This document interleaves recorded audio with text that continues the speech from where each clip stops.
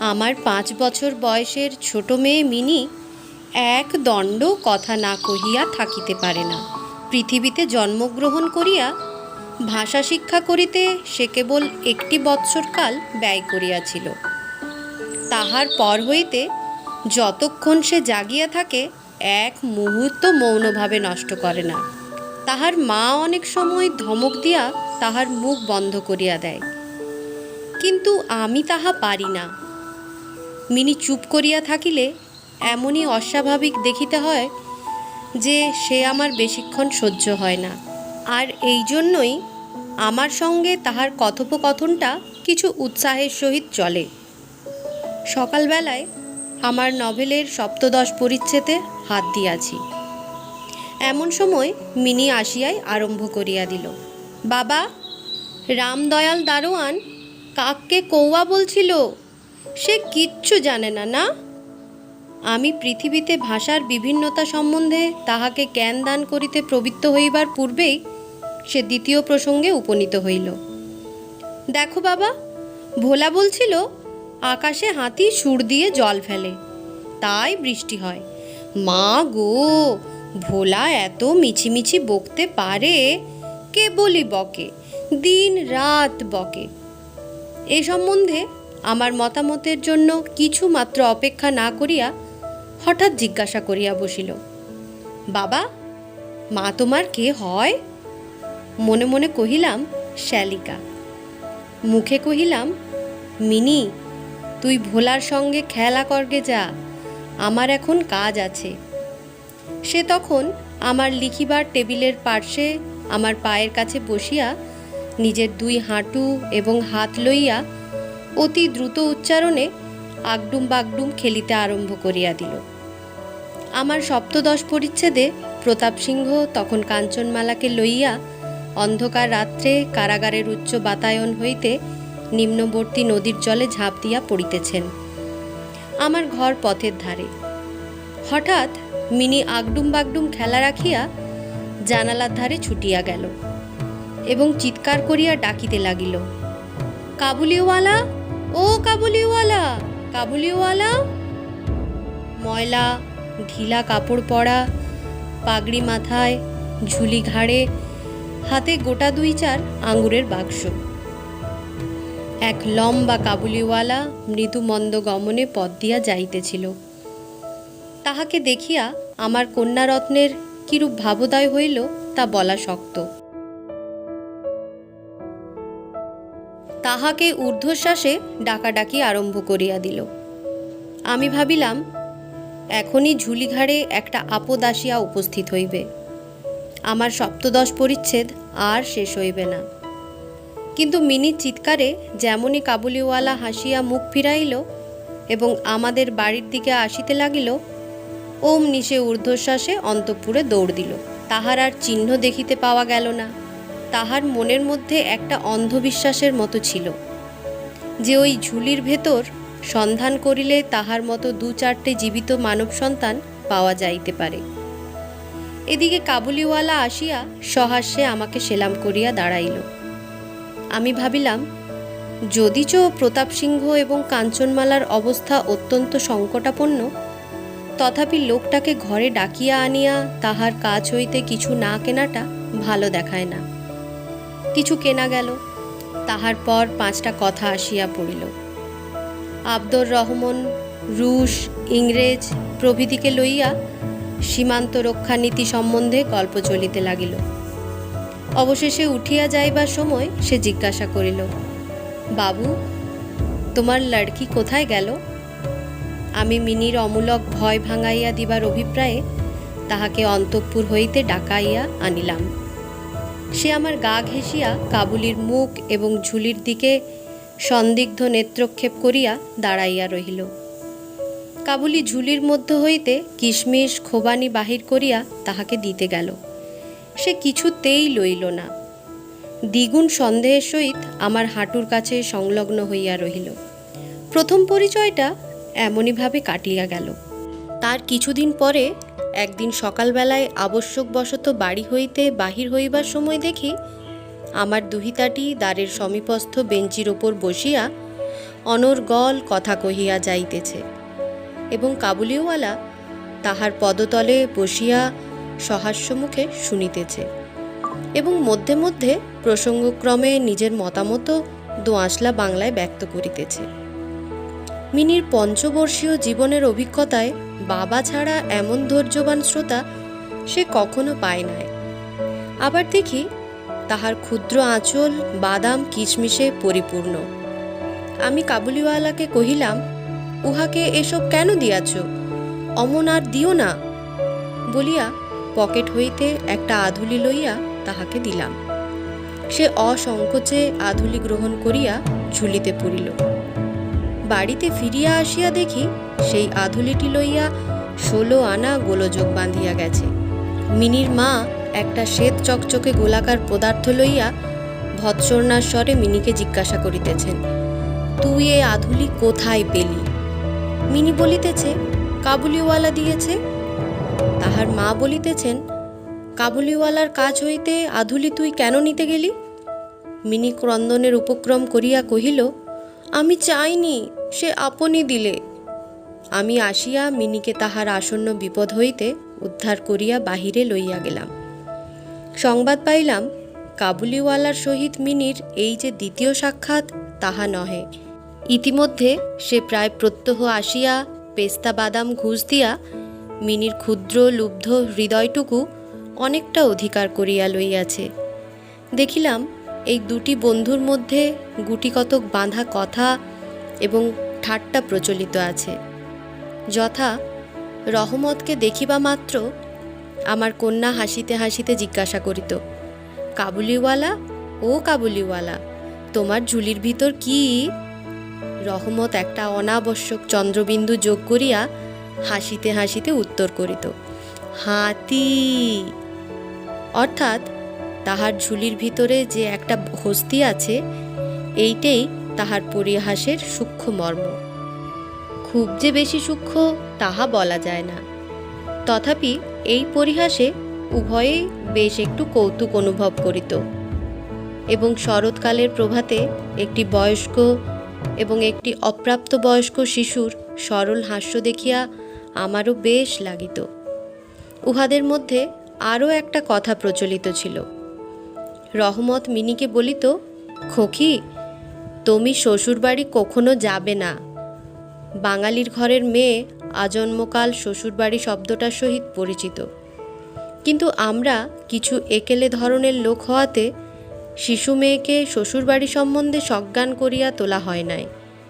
এই জন্য রহমতের অনুরোধটা সে পরিষ্কার বুঝিতে পারিত না, অথচ কথাটার একটা কোনো জবাব না দিয়া চুপ করিয়া থাকা তাহার নিতান্ত স্বভাব বিরুদ্ধ। সে উল্টিয়া জিজ্ঞাসা করিত, তুমি শ্বশুরবাড়ি যাবে? রহমত কাল্পনিক শ্বশুরের প্রতি প্রকাণ্ড মোটা মুষ্টি আস্ফালন করিয়া বলিত, আমি শ্বশুরকে মারবে। শুনিয়া মিনি শ্বশুর নামক কোনো এক অপরিচিত জীবের দুরবস্থা কল্পনা করিয়া অত্যন্ত হাসিত। এখন শুভ্র শরৎকাল। প্রাচীনকালে এই সময়ে রাজারা দিগ্বিজয়ে বাহির হইতেন। আমি কলিকাতা ছাড়িয়া কখনো কোথাও যাই নাই, কিন্তু সেই জন্যই আমার মনটা পৃথিবীময় ঘুরিয়া বেড়ায়। আমি যেন আমার ঘরের কোণে চিরপ্রবাসী। বাহিরের পৃথিবীর জন্য আমার সর্বদা মন যেন কেমন করে। একটা বিদেশের নাম শুনিলেই অমনি আমার চিত্ত ছুটিয়া যায়। তেমনি বিদেশি লোক দেখিলেই অমনি নদী, পর্বত, অরণ্যের মধ্যে একটা কুটিরের দৃশ্য মনে উদয় হয় এবং একটা উল্লাসপূর্ণ স্বাধীন জীবনযাত্রার কল্পনা জাগিয়া ওঠে। এদিকে আবার আমি এমনই উদ্ভিজ্জ প্রকৃতি যে আমার কোনটুকু ছাড়িয়া একবার বাহির হইতে গেলে মাথায় যেন বজ্রাঘাত হয়। এই জন্য সকালবেলায় আমার ছোট ঘরে টেবিলের সামনে বসিয়া এই কাবুলির সঙ্গে গল্প করিয়া আমার অনেকটা ভ্রমণের কাজ হইত। দুই ধারে বন্ধুর দুর্গম দগ্ধ রক্তবর্ণ উচ্চ গিরিশ্রেণী, মধ্যে সংকীর্ণ মরুপথ, বোঝাই করা উষ্ট্রের শ্রেণী চলিয়াছে। পাগড়ি পরা বণিক ও পথিকেরা কেহ বা উটের পরে, কেহ বা পদব্রজে, কাহারো হাতে বর্ষা, কাহারো হাতে সেকেলে চকমকি ঠোকা বন্দুক, কাবুলি মেঘমন্দ্র স্বরে ভাঙা বাংলায় স্বদেশের গল্প করিত, আর এই ছবি আমার চোখের সম্মুখ দিয়া চলিয়া যাইত। মিনির মা অত্যন্ত শঙ্কিত স্বভাবের লোক। রাস্তায় একটা শব্দ শুনিলেই তাহার মনে হয় পৃথিবীর সমস্ত মাতাল আমাদের বাড়িটাতেই লক্ষ্য করিয়া ছুটিয়া আসিতেছে। এই পৃথিবীটা যে সর্বত্রই চোর, ডাকাত, মাতাল, সাপ, বাঘ, ম্যালেরিয়া, শুঁয়োপোকা, আরশোলা এবং গোরার দ্বারা পরিপূর্ণ, এতদিন পৃথিবীতে বাস করিয়াও সে বিভীষিকা তাহার মন হইতে দূর হইয়া যায় নাই। রহমত কাবুলিওয়ালা সম্বন্ধে তিনি সম্পূর্ণ নিঃসংশয় ছিলেন না। তাহার প্রতি বিশেষ দৃষ্টি রাখিবার জন্য তিনি আমাকে বারবার অনুরোধ করিয়াছিলেন। আমি তাহার সন্দেহ হাসিয়া উড়াইয়া দিবার চেষ্টা করিলে তিনি পর্যায়ক্রমে আমাকে গুটি কতক প্রশ্ন করিলেন। কখনো কি কাহারও ছেলে চুরি যায় না? কাবুল দেশে কি দাস ব্যবসা প্রচলিত নাই? একজন প্রকাণ্ড কাবুলির পক্ষে এই ছোট ছেলে চুরি করিয়া লইয়া যাওয়া একেবারেই কি অসম্ভব? আমাকে মানিতে হইল ব্যাপারটা যে অসম্ভব তাহা নহে, কিন্তু অবিশ্বাস্য। বিশ্বাস করিবার শক্তি সকলের সমান নহে, এই জন্য আমার স্ত্রীর মনে ভয় রহিয়া গেল। কিন্তু তাই বলিয়া বিনা দোষে রহমতকে আমাদের বাড়িতে আসিতে নিষেধ করিতে আমি পারিলাম না। প্রতি বৎসর মাঘ মাসের মাঝামাঝি রহমত দেশে চলিয়া যায়। এই সময়টা সমস্ত পাওনার টাকা আদায় করিবার জন্য সে বড় ব্যস্ত থাকে। বাড়ি বাড়ি ফিরিতে হয়, কিন্তু তবু একবার মিনিকে দর্শন দিয়া যায়। দেখিলে বাস্তবিক মনে হয় উভয়ের মধ্যে যেন একটা ষড়যন্ত্র চলিতেছে। সকালে যেদিন আসিতে পারে না, সেদিন দেখি সন্ধ্যার সময় আসিয়াছে। অন্ধকারে ঘরের কোণে সেই ঢিলেঢালা জামা পায়জামা পরা, সেই ঝোলাঝুলিওয়ালা লম্বা লোকটাকে দেখিলে বাস্তবিক হঠাৎ মনের ভিতরে একটা আশঙ্কা উপস্থিত হয়। কিন্তু যখন দেখি মিনি কাবুলিওয়ালা, ও কাবুলিওয়ালা করিয়া হাসিতে হাসিতে ছুটিয়া আসে এবং দুই অসমবয়সী বন্ধুর মধ্যে পুরাতন সরল পরিহাস চলিতে থাকে, তখন সমস্ত হৃদয় প্রসন্ন হইয়া ওঠে।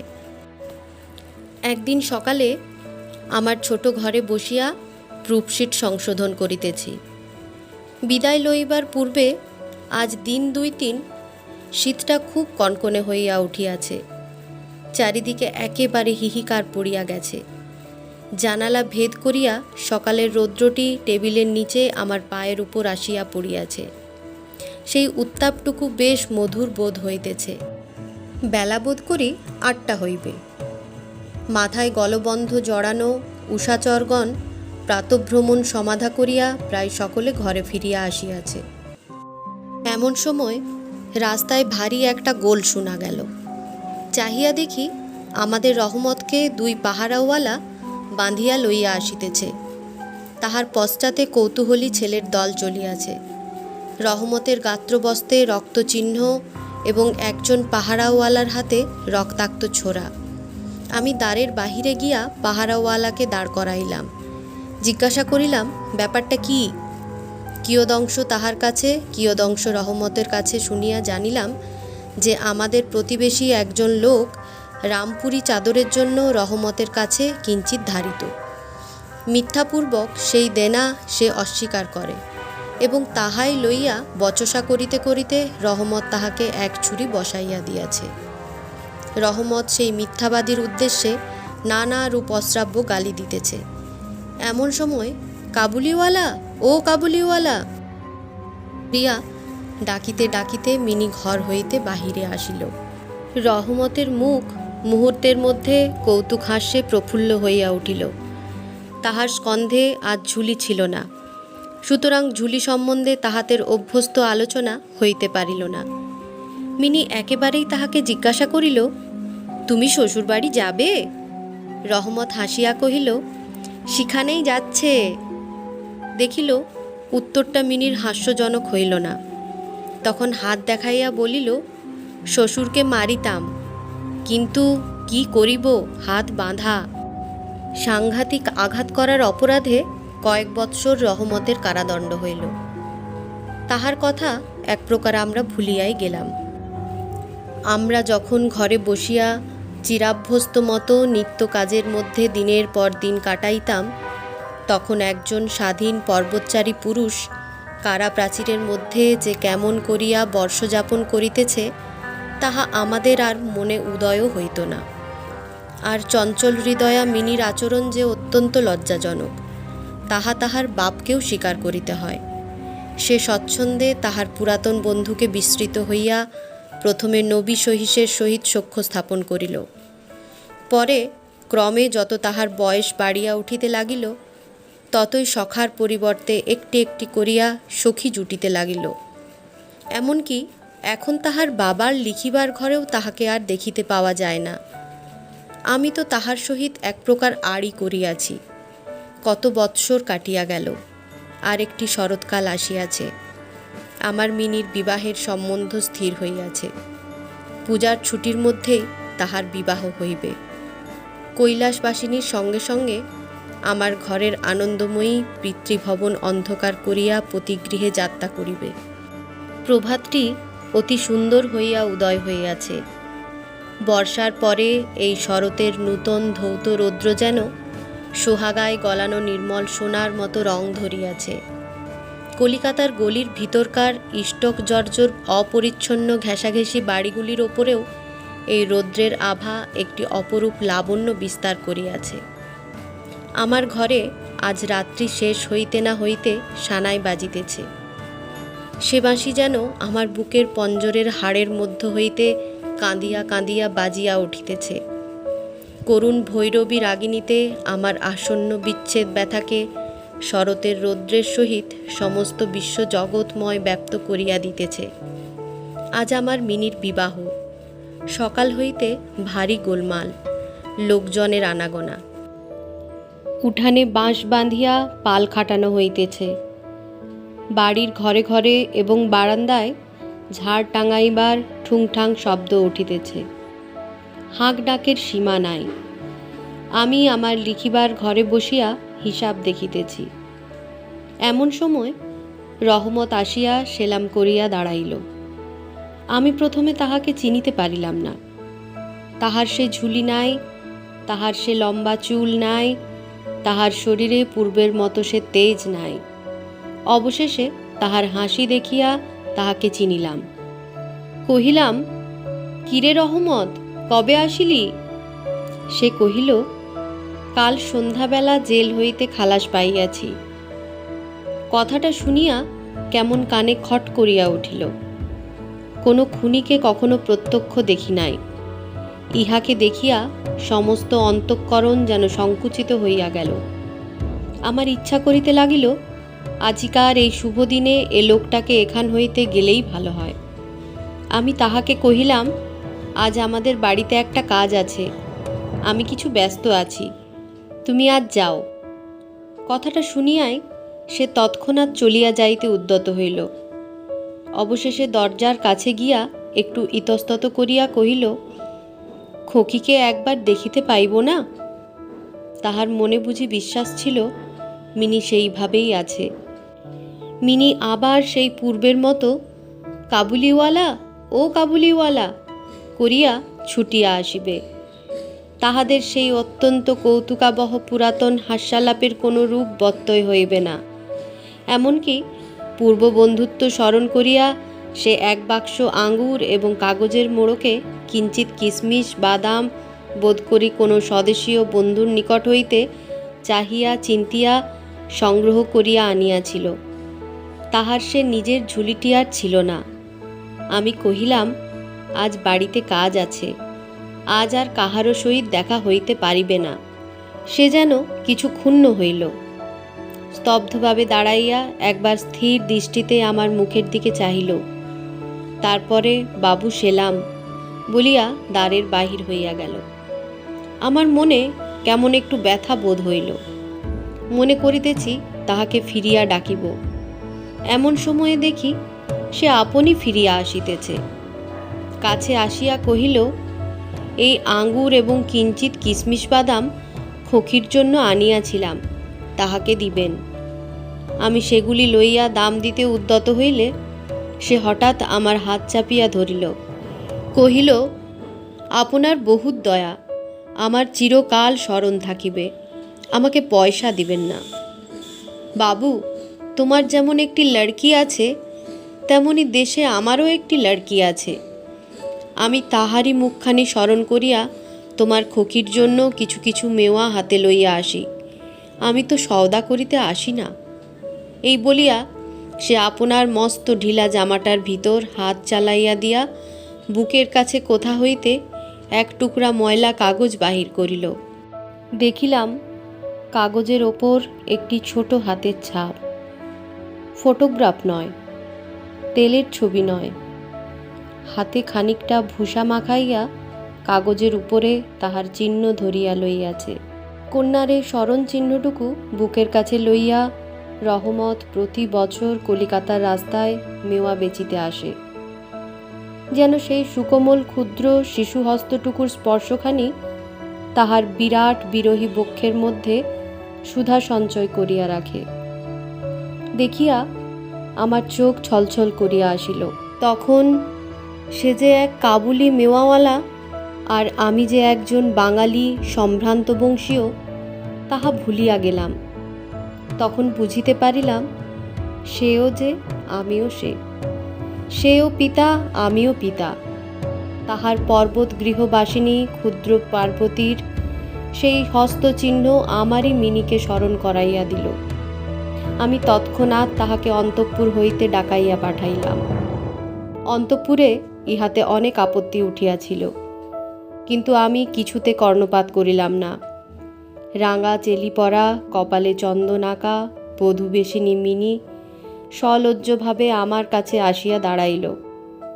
তাহাকে দেখিয়া কাবুলিওয়ালা প্রথমটা থতমত খাইয়া গেল।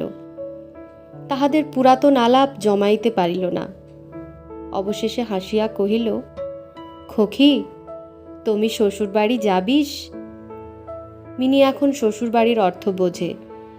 এখন আর সে পূর্বের মতো উত্তর দিতে পারিল না।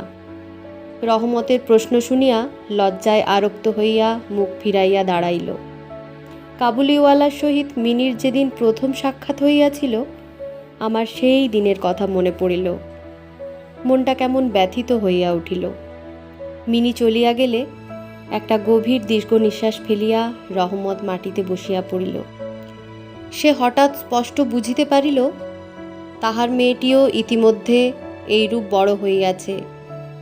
তাহার সঙ্গেও আবার নতুন করিয়া আলাপ করিতে হইবে। তাহাকে ঠিক পূর্বের মতো তেমনটি আর পাইবে না। এ 8 বৎসরে তাহার কি হইয়াছে তাই বা কে জানে। সকালবেলায় শরতের স্নিগ্ধ রৌদ্রকিরণের মধ্যে সানাই বাজিতে লাগিল। রহমত কলিকাতার এক গলির ভিতরে বসিয়া আফগানিস্তানের এক মরু পর্বতের দৃশ্য দেখিতে লাগিল। আমি একখানি নোট লইয়া তাহাকে দিলাম।